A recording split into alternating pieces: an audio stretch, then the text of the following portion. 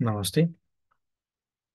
राष्ट्रिय वाणिज्य बैङ्कको तह चारको प्रथम पत्रको समूह घमा आन्तरिक नियन्त्रण प्रणाली छ। सो अन्तर्गत अ, दोस्रोमा छ स्थिर सम्पत्ति एवं ह्रासघट्टी भन्ने छ।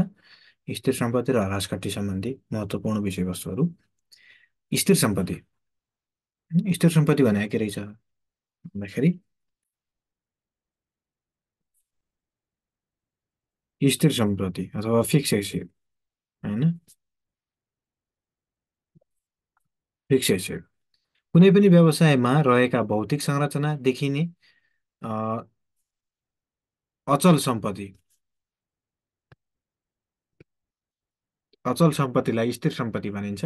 लामो समयका लागि खरिद गरिने यस्ता सम्पत्तिहरू एकपटक खरिद गरिसकेपछि एक लेखा अवधि भन्दा बढी समयका लागि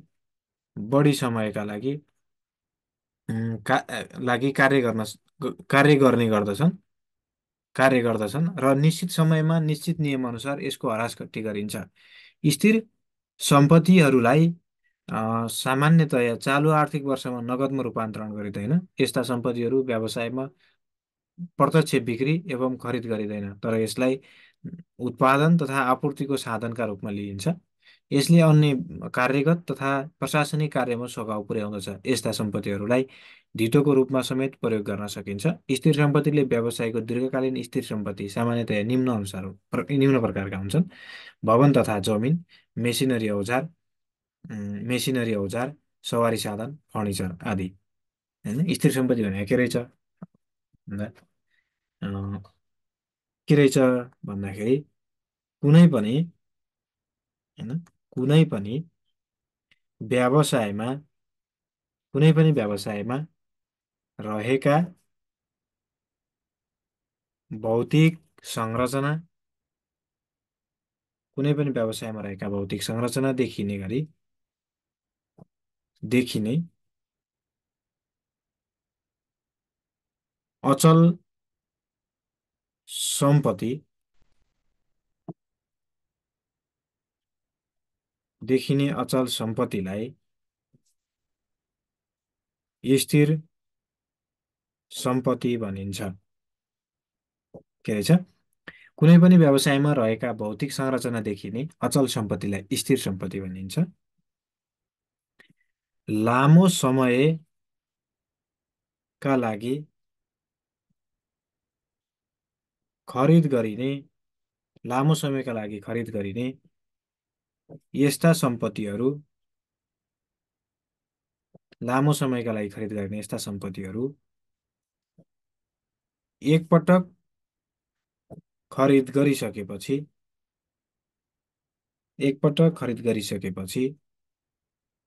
एक लेखा अवधिभन्दा एकपटक खरिद गरिसकेपछि एक लेखा अवधिभन्दा बढी समयका लागि कार्य गर्दछन् र निश्चित समयमा निश्चित नियमअनुसार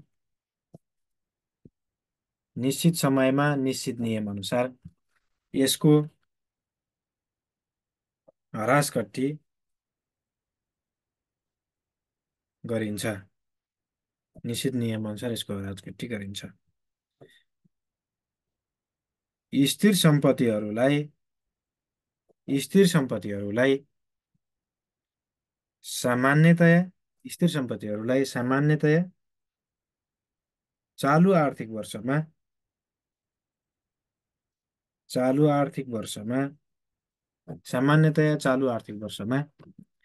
नगदमा रूपान्तरण गरिँदैन।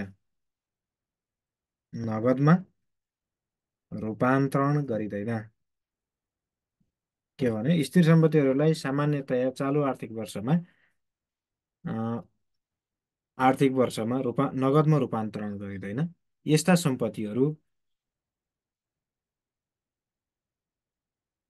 सम्पत्तिहरू व्यवसायमा प्रत्यक्ष बिक्री तथा यस्ता यस्ता सम्पत्तिहरू व्यवसायमा प्रत्यक्ष बिक्री तथा खरिद गरिँदैन, होइन, प्रत्यक्ष खरिद बिक्री पनि गरिँदैन भने, यसलाई यसलाई उत्पादन तथा आपूर्तिको उत्पादन तथा आपूर्तिको साधनका रूपमा लिइन्छ, होइन, तर यसलाई उत्पादन तथा आपूर्तिको साधनका रूपमा लिइन्छ। यसले अन्य कार्यगत अन्य कार्यगत तथा प्रशासनिक यसले अन्य कार्यगत तथा प्रशासनिक कार्यमा सघाउ पुर्याउँदछ,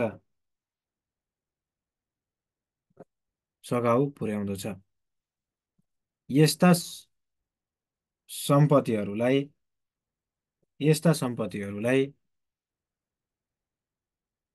धितोको रूपमा समेत प्रयोग गर्न सकिन्छ। यस्ता सम्पत्तिहरूलाई धितोको रूपमा समेत प्रयोग गर्न सकिन्छ। स्थिर सम्पत्तिले व्यवसायको दीर्घकालीन स्थिर सम्पत्ति सामान्यतया निम्न प्रकारका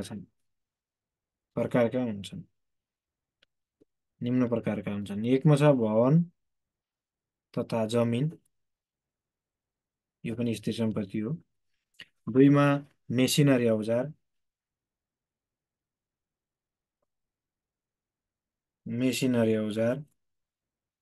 तीनमा सवारी साधन, चारमा फर्निचर,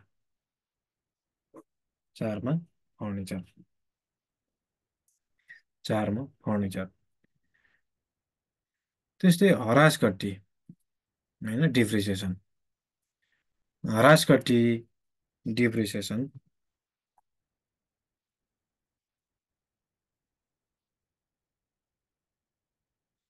कुनै पनि व्यावसायिक सङ्गठनले व्यवसायलाई निरन्तर र निर्वाह रूपमा सञ्चालन गर्नको लागि स्थिर र चल अचल सम्पत्तिमा लगानी गर्नुपर्ने हुन्छ। जग्गा, जमिन, भवन, सवारी साधन, फर्निचर आदि स्थिर सम्पत्तिहरूको जीवनकाल प्राय 1 वर्षभन्दा बढी हुन्छ। यस्ता स्थिर सम्पत्तिहरू बारम्बार प्रयोग गर्दै जाँदा मूल्यमा पनि क्रमिक रूपमा कमी हुँदै जान्छ। यसरी स्थिर सम्पत्तिको नियमित रूपमा व्यवसायमा आउने क्रमिक कमीलाई नै ह्रासघट्टी भनिन्छ, होइन। भने यसको परिभाषा हामीले यसरी लेख्न सक्छौँ। परिभाषा के लेख्न सक्छौँ भन्दा ह्रासघट्टी है,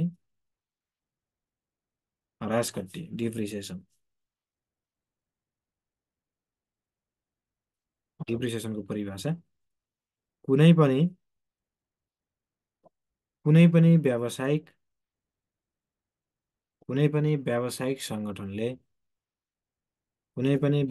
सङ्गठनले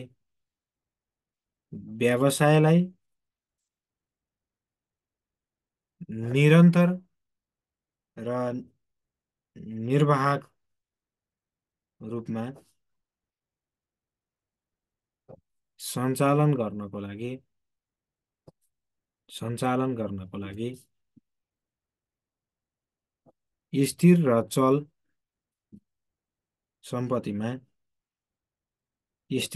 सम्पत्तिमा लगानी गर्नुपर्ने हुन्छ, होइन। कुनै पनि व्यावसायिक सङ्गठनले व्यवसायलाई निरन्तर र निर्वाह रूपमा सञ्चालन गर्नको लागि स्थिर र चल सम्पत्तिमा लगानी गर्नुपर्ने हुन्छ। जग्गा, भवन,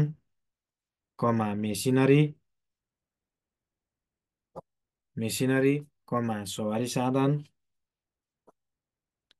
फर्निचर, जग्गा, भवन, मेसिनरी, सवारी साधन, फर्निचर आदि स्थिर सम्पत्तिहरूको जीवनकाल, स्थिर सम्पत्तिहरूको जीवनकाल प्राय 1 वर्षभन्दा बढी हुन्छ। यस्ता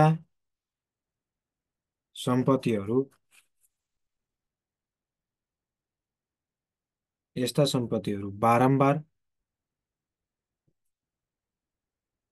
प्रयोग गर्दै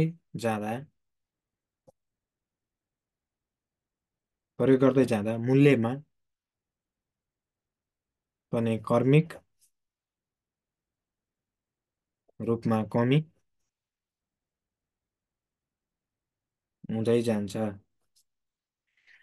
यसरी स्थिर सम्पत्तिको नियमित रूपमा मूल्यमा आउने क्रमिक यस्ता सम्पत्तिहरू बारम्बार प्रयोग गर्दै जाँदा मूल्यमा पनि क्रमिक रूपमा कमी हुँदै जान्छ। यसरी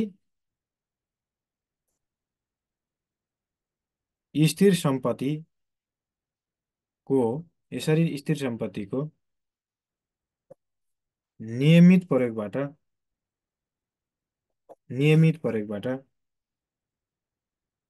मूल्यमा आउने क्रमिक कमीलाई नै ह्रासकट्टी भनिन्छ। ह्रासकट्टी भनिन्छ। उदाहरणको लागि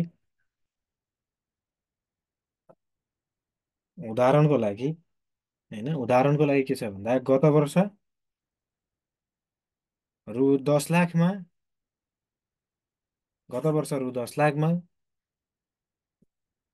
खरिद गरिएको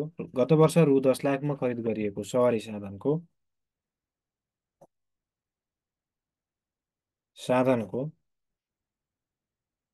हालको मूल्य रु 8 लाख, होइन, गत वर्ष रु 10 लाखमा खरिद गरिएको सवारी साधनको हालको मूल्य 8 लाख हुन गएको छ भने भने मूल्यमा आएको कमीहरू 2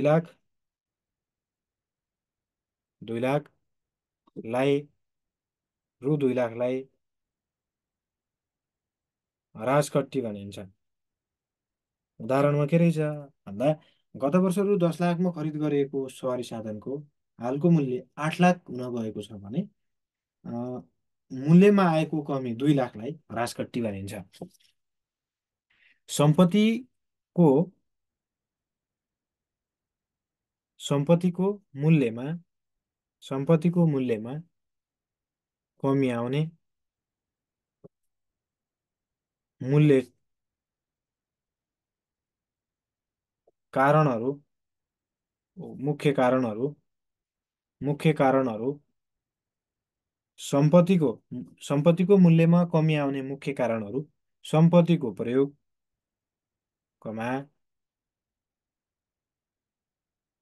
टुटफुट, अपरचलन आदि हुन्। होइन, सम्पत्तिको मूल्यमा कमी आउने मुख्य कारणहरू सम्पत्तिको प्रयोग, टुटफुट, अपरचलन हुन्। यसरी स्थिर सम्पत्तिको मूल्य घट्ने प्रक्रियालाई ह्रासकट्टी भनिन्छ। अर्को टपिक, ह्रासकट्टीका कारणहरू। होइन, ह्रासकट्टीका कारणहरू के छन् भन्दा प्रयोग तथा यसबाट हुन सक्ने टुटफुट, 2मा सीमित स्रोतमा सीमित स्रोतमा आधारित सम्पत्तिमा रिक्तता बढ्दै जानु, होइन, सीमित स्रोतमा आधारित सम्पत्तिमा रिक्तता बढ्दै जानु, जस्तै जस्तै पेट्रोलियम पदार्थ, होइन, पेट्रोलियम पदार्थ पेट्रोलियम पदार्थ, कोइला आदि, कोइला आदि आदि खनिज पदार्थका स्रोतहरू,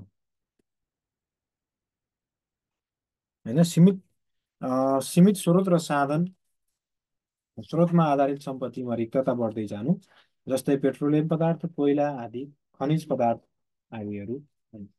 तिनमा निश्चित समयको लागि निश्चित समयका लागि पर्याप्त सम्पत्तिको समय समाप्त हुनु, होइन, निश्चित समयका लागि निश्चित समयका लागि प्राप्त सम्पत्तिको समय समाप्त हुनु एउटा यो पनि कारण हो। अर्को 4 नम्बरमा नयाँ आविष्कार नयाँ आविष्कारबाट सस्तो र उन्नत प्रविधिको नयाँ आविष्कारबाट सस्तो र उन्नत प्रविधिका सम्पत्ति प्राप्त हुँदा नयाँ आविष्कारबाट सस्तो र उन्नत प्रविधिको सम्पत्ति प्राप्त हुँदा पुरानो सम्पत्तिको अपरचलनका कारणले मूल्यमा कमी आउनु, होइन, के रहेछ 4मा नयाँ आविष्कारबाट सस्तो र उन्नत प्रविधिका सम्पत्ति प्राप्त हुँदा पुराना सम्पत्तिको अपरचलनका कारणले मूल्यमा कमी आउनु। 5मा कुनै पनि सम्पत्ति कुनै पनि सम्पत्ति कुनै पनि सम्पत्ति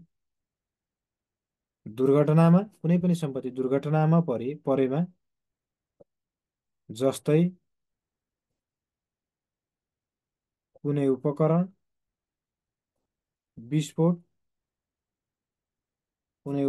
विस्फोट हुनु वा आग लाग्यो हुनु, होइन, यो उदाहरण भयो हुनु। 6मा सम्पत्तिको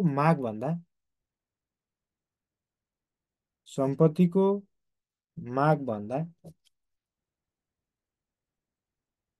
आपूर्ति बढी भएमा अथवा सम्पत्तिको प्रचलन नियमित रूपमा कमी हुँदै गएमा,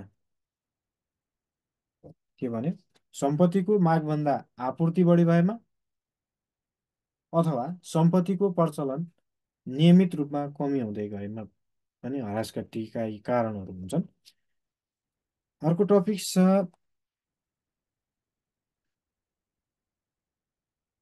सम्पत्तिका ह्रासघटीका फाइदा तथा महत्त्वहरू, होइन, ह्रासघटीका फाइदा अथवा महत्त्व। ह्रासघटीको फाइदा तथा महत्त्व भन्यो भने 1मा यथार्थ नाफा नोक्सान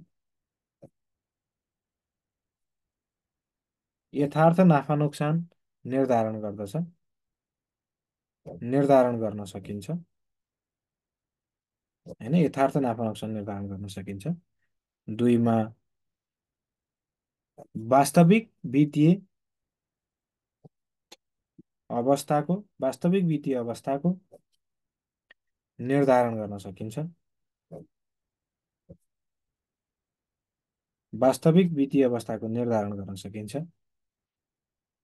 तिनमा सम्पत्तिको पुनर्स्थापना सम्पत्तिको पुनर्स्थापनाको लागि व्यवस्था गर्न सकिन्छ। चारमा कर न्यूनीकरण गर्न मद्दत मिल्दछ। होइन, ह्रासघट्टीका फाइदा तथा महत्त्वहरूमा यथार्थ नाफा नोक्सान निर्धारण गर्न सकिन्छ। वास्तविक वित्तीय अवस्थाको निर्धारण गर्न सकिन्छ। सम्पत्तिको पुनर्स्थापनाका लागि व्यवस्था गर्न सकिन्छ। कर निर्धारण गर्न सकिन्छ। अर्को छ ह्रासघट्टी। ह्रासघट्टी गर्ने तरिका। ह्रासघट्टी गर्ने तरिकाहरू भने एकमा समतल ह्रासघट्टी। समतल ह्रासघट्टी प्रणाली। दुईमा वार्षिक वृद्धि ह्रासघट्टी। तिनमा घट्दो बाँकी ह्रासघट्टी, मूल्य ह्रासघट्टी, बिमा लेख बिमा प्रणाली, अङ्क जोड प्रणाली, अ, मेसिन घन्टा दर प्रणाली र पुनः मूल्याङ्कन प्रणाली। हस्त